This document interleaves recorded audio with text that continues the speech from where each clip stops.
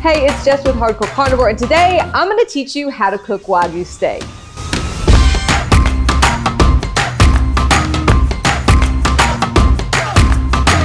So when you get your 8 cattle delivery, the meat will come really pretty in a box, but it will be frozen, and you have to put it straight into the freezer. If you do want to eat the steaks, you have to get them into the fridge and let them thaw really, really slowly at a controlled temperature.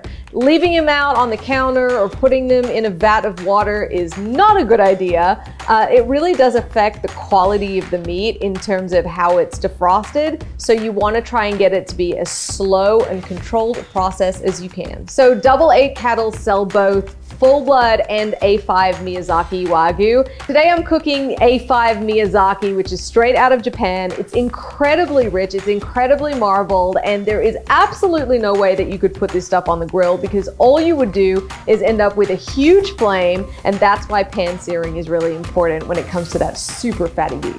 The pan that you're cooking in actually is a very important choice, and I recommend you go with carbon steel or stainless steel. Those light metal pans have a really great result. You can use cast iron, although I find that it doesn't hold the heat enough because we're going to want to get these super hot. What you don't want to use is non-stick. It's just not going to get you the crust that we're looking for.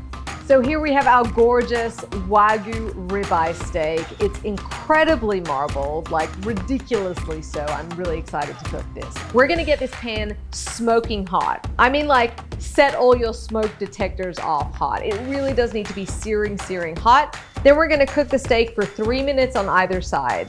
Now, when it comes to seasoning, I'm going with just salt.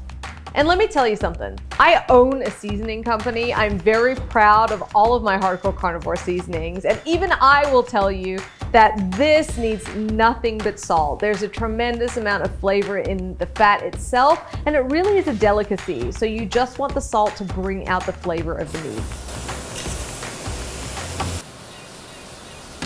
You can see, you'll see that fat start to come out nearly straight away.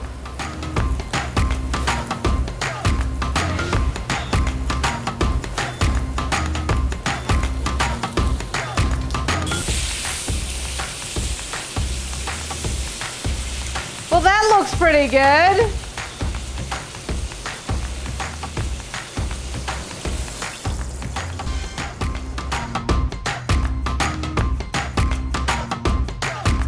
This is all the fat that just rendered out of the steak, and this is the reason you do not need to add oil to the pan before you cook it.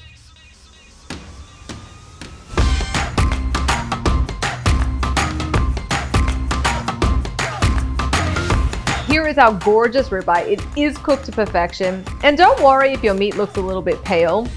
The color of meat actually comes from the muscle, not the fat. And because these steaks are mostly fat, you can expect them to be a little more pale, but they're still cooked perfectly. Here comes the real test. This is how sensationally tender Wagyu is. So much so, I can cut it with a butter knife. Look at that. Woo! There's no reason to be intimidated by cooking Wagyu steak at home. You can cook a steak this good in your own home. You just need a hot pan, a great steak, and a little know-how.